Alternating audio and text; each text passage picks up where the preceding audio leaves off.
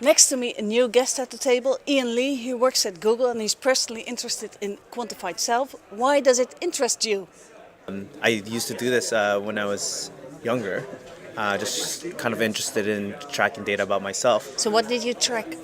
I track kind of my how much gas I use with my car. I tracked my bank account, for example, like how much I spent. And then later on, when I started doing research in it, when I started grad school around 2004, and then the applications, several applications came out with pedometers and like mobile phones that track your physical activity. Started doing that. Currently, I'm tracking both my weight and how much I run, and also the different kinds of activities that I do. So I have a journal of kind of the different activities that I do each day and so So you track quite a lot. Yeah, I do. Yeah. And so what does it tell you about yourself? So I track different kinds of data based on kind of what I'm trying to, I guess, fix about myself. So, for example, I track what time I sleep and what time I wake up because I'm trying to kind of regulate the times I sleep and the times I wake up so that I have a full 8 hours of sleep. I've developed a bad habit from grad school of kind of sleeping really late, and so I'm trying to reverse that. You know? So you don't only track, but it influences you as well. Oh, definitely. I think the reason I track is more about trying to kind of change my behavior. And so there are things that I don't track anymore because I'm not trying to change that particular behavior. So, for example, I don't have a car right now, so I don't do tracking of what do you call that? My gas usage. But trying to think of right now what other problems that I had before that I'm not doing it. Oh, so for example, I don't track the number of calories that I eat. I used to do that.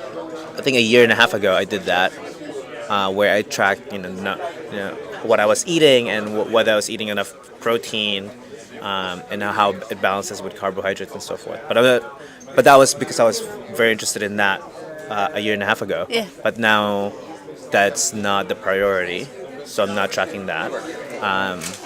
Right now, I think the sleep, and I'm tracking the things that I do because I'm quite forgetful, and so there's a lot of things that I do socially and projects that I want to keep track of. So Yeah. So is it the fact that you track doesn't it make you aware of a lot of things, maybe sometimes even in an uncomfortable way? Well, I guess yes. I think that comes with the territory that there will be things that are uncomfortable.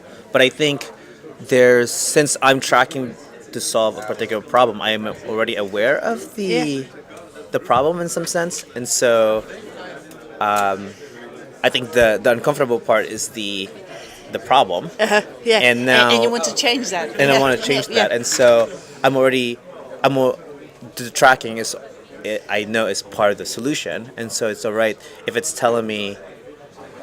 Since I'm already aware of the problem, it's alright if it's telling me there's a problem, right? And that knowing that there's a problem is the first step towards fixing the problem. Fixing it, yeah. On a broader level, why is quantified self important? Why is the tracking so important? Well, I think I always use this phrase of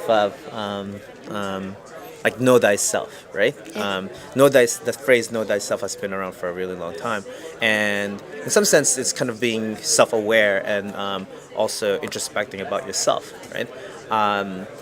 But self-awareness and introspection, there's not that many things that you can kind of you can keep track of all the time, in a sense that your life is busy, and there are things that you may not be aware of because you're not paying attention to it. And so with the tools that exist now, with the quantified self tools and self-tracking tools that are being created today, there's ways to track all this information so that you don't have to pay attention you don't have to pay attention to it while you're tracking it, and then once you have the data, then you can kind of get the information when you need it. Yeah. And so basically, I think it's basically using technology to help you with self-awareness. Yeah. And what will be the impact on society if a lot more people would do this? Well, I think hopefully, and I think this is going to be something to kind of tackle, is that helping people become more helping people definitely become more self-aware. Yeah. But there's kind of this leap towards, now that you're self-aware, how do you change your behavior based on that, Yeah. right? Yeah. Definitely being self-aware is not enough to change your behavior. No, because I'm thinking, well, of course I know when I eat too much. I don't have to track that. But that doesn't mean that you change. Yeah, but so you might know now what you're eating, but in the past month, I don't know what I've Eaten. in general what I've eaten, Yeah, right? And yeah. so, but knowing that I have been eating junk food, let's say I've been eating junk food the past month, doesn't necessarily mean that I changed my behavior, right? But knowing that I ate junk food during that past month says, okay, now I need to fix that, right? And so that's the first step towards fixing the problem. And I think part of the quantified self movement is not just the tracking part. Yeah. It's also, now you get the tracking, now you got showing that information to the user so they become aware of it, and then getting them to change their behavior. So either providing them with suggestions or providing them with tips and techniques to solve their problems, Yeah. right? And I think the data is definitely important in getting providing the right suggestions and providing the right ways to solve your problem requires data. And so I think the tracking and the reflection is important, but we can't just stop there. That we also need the way to kind of include kind of behavior design, or some people call habit design. So is quantified self for everyone? Oh, I think so. Yeah. Yeah? Right now it may not be for everyone because it's hard to do. But it's hard to do because the tools aren't mature yet to make it easier. Yeah. Right. So it's kind of like the personal computer maybe 30 years ago. It wasn't for everyone because it was more difficult to use. Yeah. But now, Yeah. but I think now everyone has a computer on their mobile phone or their tablet or their laptop, right? But that took several years, and I think now quantified self is kind of in this early movement where a lot of people who are technically savvy are doing it. But I think at some point the tools are going to be easier to use and I guess more informative, and that I think more people will do it. Yeah. And I think that's partly why I pursued my research in it from the point of view of human-computer interaction. Is that there are all these tools that are being created. How can we make these tools easier to use for users so that more people will benefit from it? Yeah, but aren't users people who are already think by themselves? Well, I have a problem. I need to do something about it. If you think, well, I'm okay. I don't mind if I use all the gas in the world and if I eat too much and then. Yeah. Are those people who are going to use Quantify Self, or are those the people who just live like they live now? So I think at some point maybe there if you have a health problem, let's say you haven't been taking care of yourself and you have a health problem.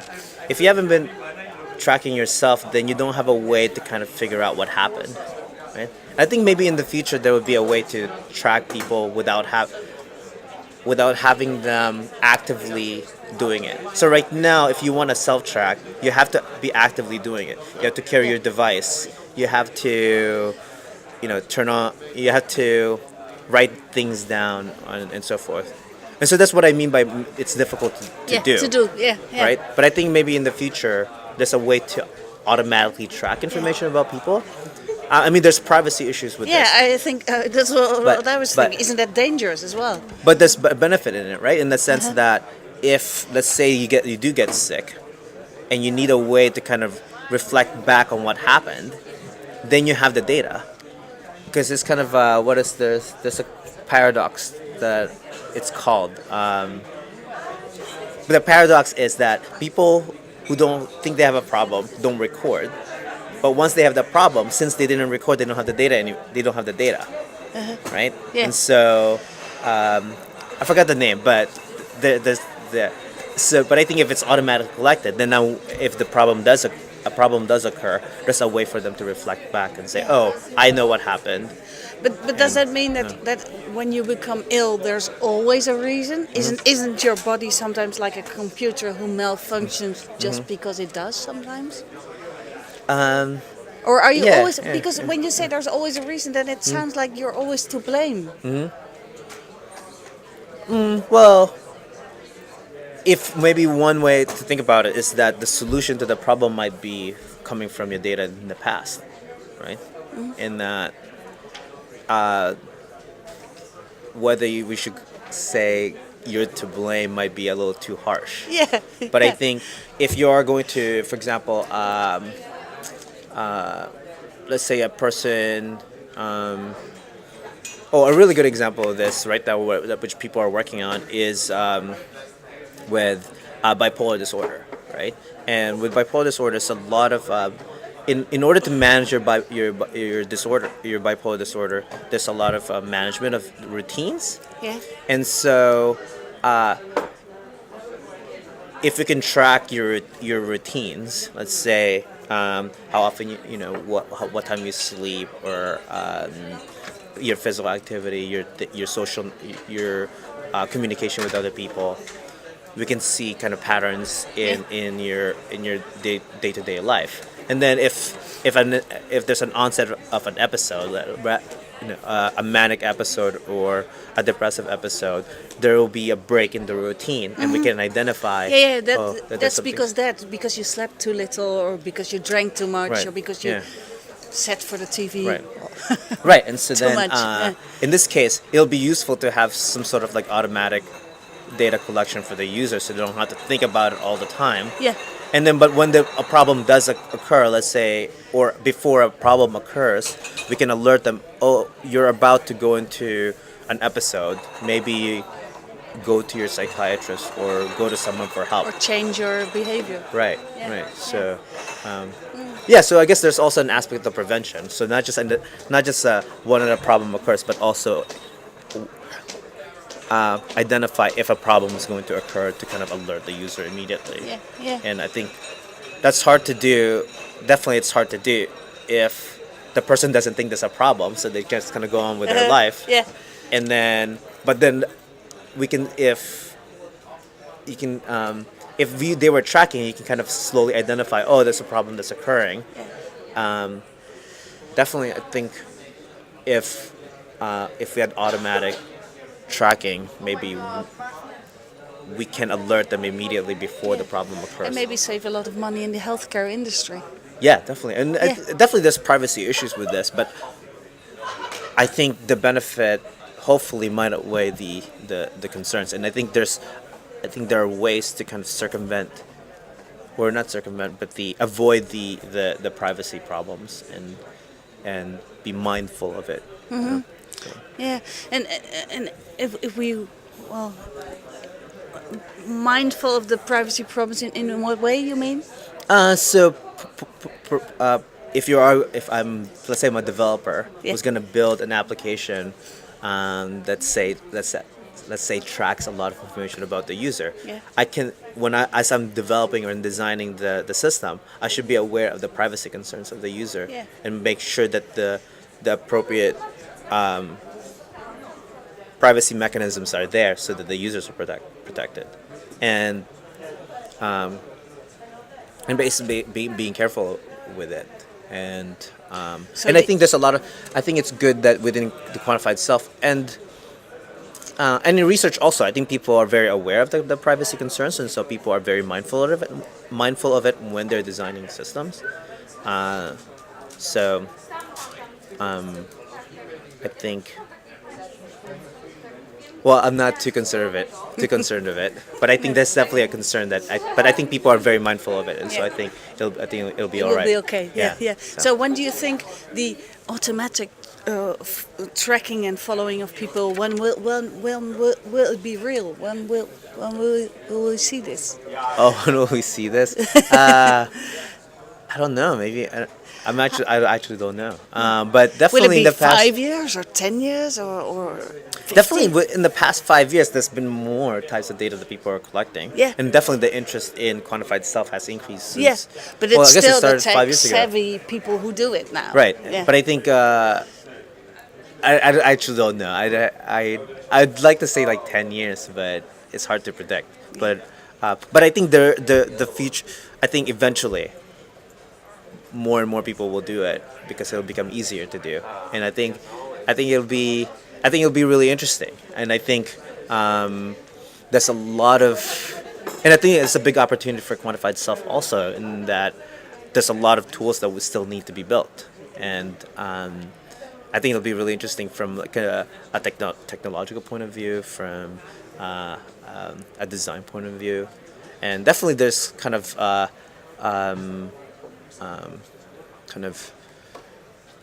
say concerns on what